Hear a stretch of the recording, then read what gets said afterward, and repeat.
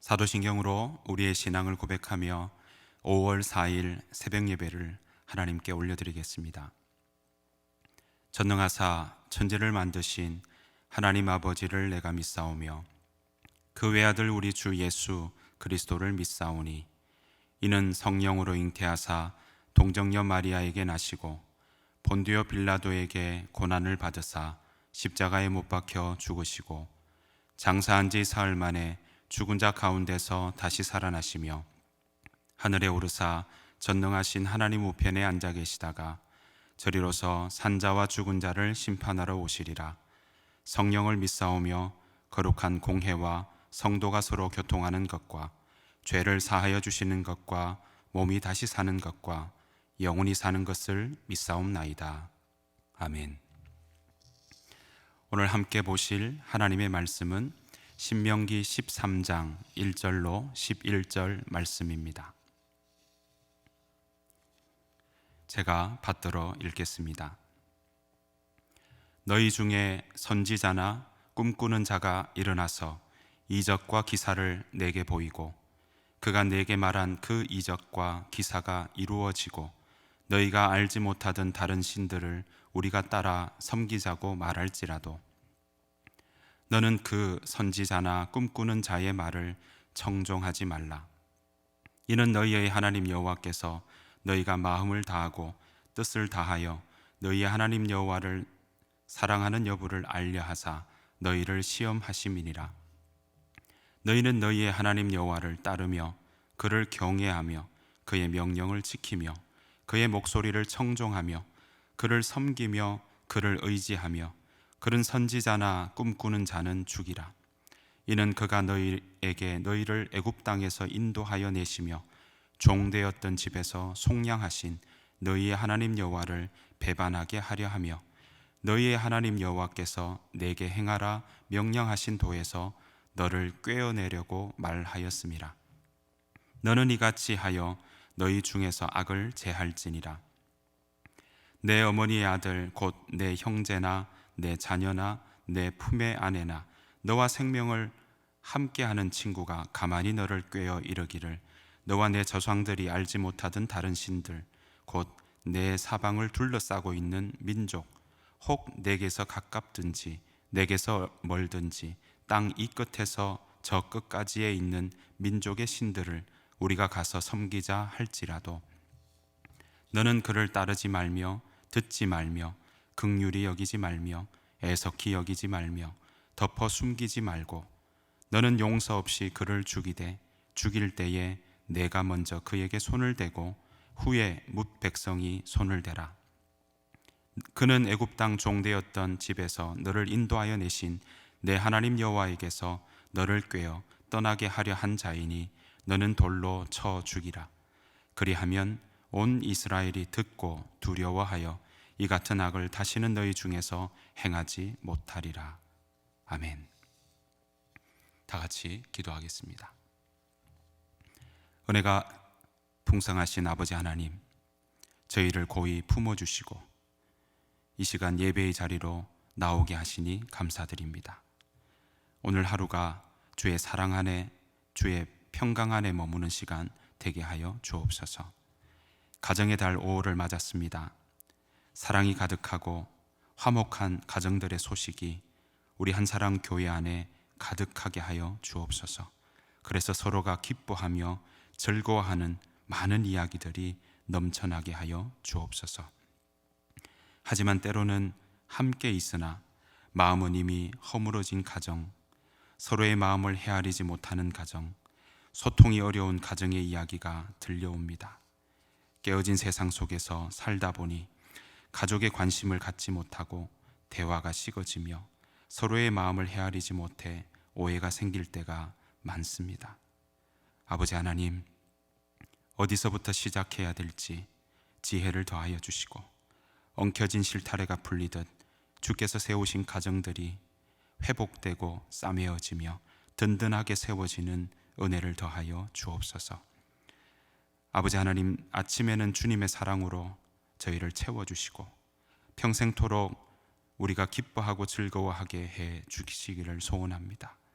주님의 종들에게 주께서 하신 일을 드러내 주시고 그 자손들에게는 주님의 영광을 나타내 주옵소서. 하나님 아버지, 우리에게 은총을 베풀어 주셔서 우리의 손으로 하는 일이 견실하게 하여 주옵소서. 이제 주의 말씀 앞에 섭니다. 주께서 각자의 마음과 생각에 말씀해 주시고 우리가 경청하고 분부할 수 있도록 성령 하나님 인도하여 주옵소서. 귀하신 예수 그리스도의 이름으로 기도하옵나이다. 아멘.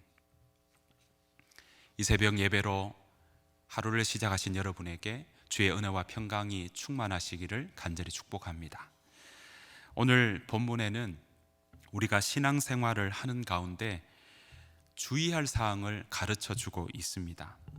특별히 유혹을 당할 때가 있다는 거죠. 신앙의 유혹, 빠질 수 있는 여러 가지 유혹에 대해서 경고하고 있습니다. 어떤 유혹들을 경계하고 조심해야 할까요? 오늘 함께 읽은 본문에는 두 가지가 나오고 있습니다. 첫째는 이적과 기사를 붙잡고 싶은 유혹입니다. 오늘 1절과 2절에 보면 이렇게 나옵니다. 제가 한번 읽어보겠습니다. 너희 중에 선지자나 꿈꾸는 자가 일어나서 이적과 기사를 내게 보이고 그가 내게 말한 그 이적과 기사가 이루어지고 너희가 알지 못하던 다른 신들을 우리가 따라 섬기자고 말할지라도 라고 말씀하고 있습니다. 여기서 선지자와 꿈꾸는 자들은 꿈으로 점을 치는 자들을 말합니다. 환상이나 꿈을 통해서 계시를 받았다고 자처하는 사람들을 가리키는 겁니다. 그 고대의 사람들은요, 이 환상이나 꿈을 초자연적인 것으로 간주를 했습니다. 그래서 그 내용과 해석을 중요하게 생각하는 경향이 있었습니다.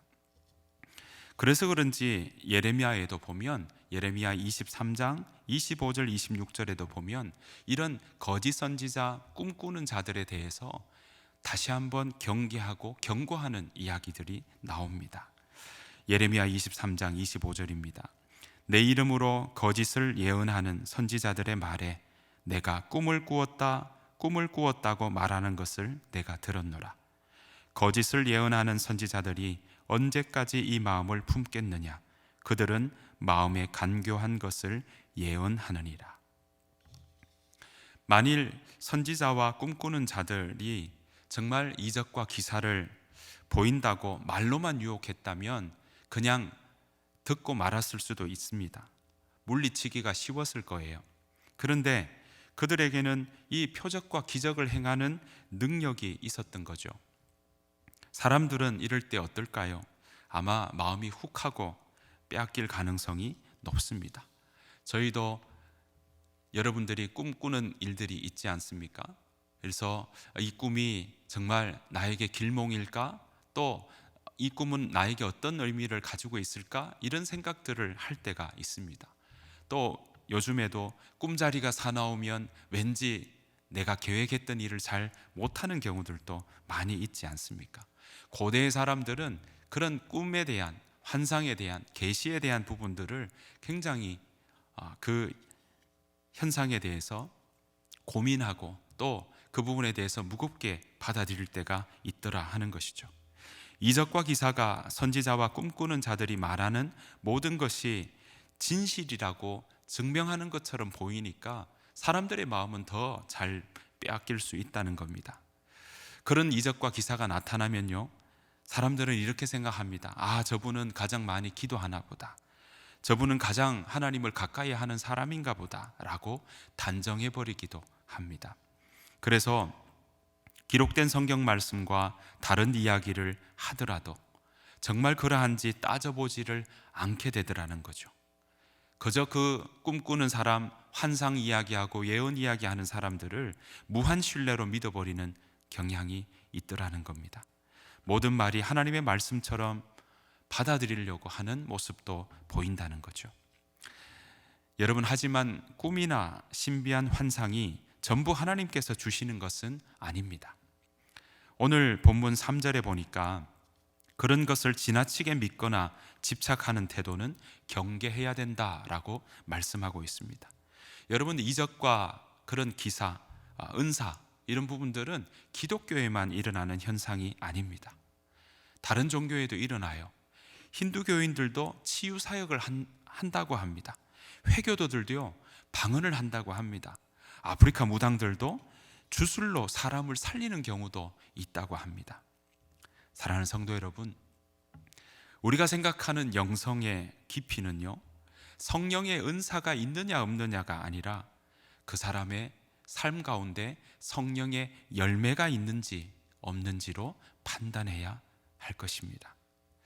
저와 여러분들의 삶에 이 성령의 열매, 사랑과 희락과 화평과 인내와 자비와 양성과 충성과 온유와 절제의 열매가 우리 삶 가운데 가득하기를 축복합니다. 하나님께서 그런 선지자들을 이렇게 못 없애서 이런 이적과 기사가 일어나서 거짓 선지자들을 따라가는 일, 그런 일들이 그냥 두게 만드셨을까요? 왜 갑자기 예언자들이나 은사를 받았다는 자들이 나타나서 이적을 보이며 하나님께 반역하도록 부추기는 이 상황에 왜 하나님은 가만히 계실까요? 3절에 그 답이 나옵니다. 이것이 주 너희의 하나님이 너희가 정말 마음을 다하고 정성을 다하여 주 너희의 하나님을 사랑하는지를 알고자 하셔서 너희를 시험해 보는 것이다 라고 말씀하고 있습니다. 없앨 수 없어서가 아닙니다. 일부러 시험하려고 하는 것이지요. 여러분, 이 거짓 선지자들은 하나님을 사랑하지 않으면서도 주변 사람들과 분위기에 젖어서 신앙생활을 하는 척하는 사람들의 마음을 아주 쉽게 흔들어 놓습니다. 하나님을 직접 체험해 보지 못한 상태여서 거짓 선지자들의 말이 이적과 바른 행실을 그렇게 같이 동반하고 있으면 매력적으로 보이는 것 당연합니다. 반면에 하나님을 참으로 사랑하는 사람들에게는 이런 이적과 기사가 일어날 때 이 시험이 더욱더 신앙을 다지고 참 하나님을 더 깊이 알게 되는 계기로 삼을 수 있다는 것입니다. 참 선지자와 거짓 선지자를 구별하는 것은 이적과 기사를 보일 수 있느냐가 아닙니다. 오직 하나님의 말씀을 잘 전하느냐 전하지 않느냐에 달려 있다 하는 것입니다. 중요한 것은 기적이 아니라 그 선지자가 전하는 메시지의 내용이 중요하다라는 것이죠. 거짓 예언자의 그 예언의 유무가 아니라 우리가 하나님을 얼마나 사랑하느냐가 더 중요하다는 것입니다. 여러분, 사랑하는 마음이 있으면 상대방을 알아가고 싶은 마음이 생깁니다. 여러분, 우리가 하나님을 사랑하면 하나님을 더 알아가고 싶은 마음이 생긴다는 사실입니다. 하나님을 알아가는 그 삶의 여정이 바로 신앙생활이라고 할 수 있겠지요. 하나님을 알아가는 일은 그래서 신앙생활에 있어서 필수입니다. 하나님을 알아가는 일은 참과 거짓의 메시지를 분별할 수 있도록 힘을 주기도 하는 것이지요. 사랑하는 성도 여러분, 세월이 갈수록 더욱 하나님을 알아가고 사랑하며 분별하는 힘이 더해지는 삶 되시기를 간절히 축복합니다. 여러분, 사람들로 하여금 거짓 종교에 빠지게 하는 그 유혹들 이렇게 분리할 수 있겠지만 그래도 이게 크게 다가올 때가 있다는 거죠. 가장 큰 유혹은 어디서부터 올까요? 오늘 본문은 6절, 7절 말씀에 이렇게 말씀하고 있습니다. 6절, 7절 제가 읽어보겠습니다. 내 어머니의 아들 곧 내 형제나 내 자녀나 내 품의 아내나 너와 생명을 함께하는 친구가 가만히 너를 꾀어 이르기를 너와 내 조상들이 알지 못하는 다른 신들 곧 내 사방을 둘러싸고 있는 민족 혹 내게서 가깝든지 내게서 멀든지 땅 이 끝에서 저 끝까지에 있는 민족의 신들을 우리가 가서 섬기자 할지라도. 보니까 뭐라고 나옵니까? 형제나 자녀 혹은 아내로부터 온다라고 되어 있습니다. 가장 친한 친구에게서 온다는 거죠. 그러니까 생명이라도 함께 할 수 있는 친구로부터 그런 유혹들이 찾아올 수 있다는 겁니다. 물론 이 말은요, 모든 가족과 친구가 반드시 거짓 종교로, 거짓 예언자로, 그런 거짓 가르침으로 유혹하는 사람들이라는 뜻은 아닙니다. 바로 그렇게 가까운 사람들로부터 거짓 가르침에 대해서, 거짓 종교에 대해서, 또 그런 표적과 기사를 따라가자는 유혹이 올 때 정말 쉽게 빠져들 수 있다는 겁니다. 다른 사람의 끈질긴 설득에 넘어가지도 않고 심지어 신비한 이적을 보고도 마음이 움직이지 않던 사람이라 할지라도 자기 가족이나 절친한 친구의 권유에는 못 이기는 경우가 많다 하는 거죠. 이렇게 가장 친한 친구나 가족이 거짓 종교에 대한, 거짓 가르침에 대한 표적을 따라가자, 이적을 따라가자, 그것이 하나님의 가르침과는 다른 표적들, 다른 기사를 그렇게 따라가자고 유혹할 때 우리는 어떻게 해야 할까요? 모세는 이 부분에 대해서 확고부동하게 우리가 결단하고 그런 자세를 요구를 하고 있습니다. 8절에 보시면 이렇게 나옵니다. 너는 그를 따르지 말며 듣지 말며 긍휼히 여기지 말며 애석히 여기지 말며 덮어 숨기지 말고. 그러니까 귀를 기울이지 말라는 거죠. 듣지 말아라는 거고요, 불쌍히 여기지 말라는 겁니다. 가엾게 여기지 말아라고 이야기하고 있고 숨겨주지 말라고 강조하고 있는 것입니다. 여러분, 예수님도 가족 관계보다는 하나님을 향한 마음이 우선이 되어야 한다고 말씀하셨어요. 하나님을 향한 마음이 우선될 때 가족 관계도 더 건강하게 된다는 사실입니다. 바울도 이런 경우 공동체의 순수성을 지키기 위해서 이런 거짓 가르침을 이야기하는 사람들은 한두 번 권면한 이후에 공동체를 위해서, 교회를 위해서 그 사람들이 따르지 않는다면, 바꾸지 않는다면 교회에서 내보내라고 이야기하고 있습니다. 여러분, 그렇다고 해서 예수님이나 또는 바울이나 오늘 신명기를 통한 이 모세의 가르침이, 오늘 신명기의 본문이 결코 예수님은 반가족적인 사람이시구나, 또 모세의 가르침도 반가족적인 가르침을 하는구나, 그런 가치관을 제시하는 것이 아닙니다. 오늘 본문의 가르침이나 예수님의 말씀은 열정적으로 반우상적인 삶을 요청하고 있는 겁니다. 우상적인 삶에서 벗어나라는 거죠. 우리가 쉽게 빠져들 수 있다는 겁니다. 가족과 친구가 가장 교묘하고 은밀한 우상 숭배의 유혹이 될 수 있고 근원이 될 수 있다는 것을 경고하고 있을 뿐입니다. 은밀한 우상 숭배가 얼마나 크고 얼마나 심각한지 오늘 보았더니 이런 거짓 종교에 빠져서 다른 길로 가는 사람들에게는 친족이나 친구도 돌로 쳐서 죽이라고 할 만큼 그렇게 단호하게 경고하고 있는 것입니다.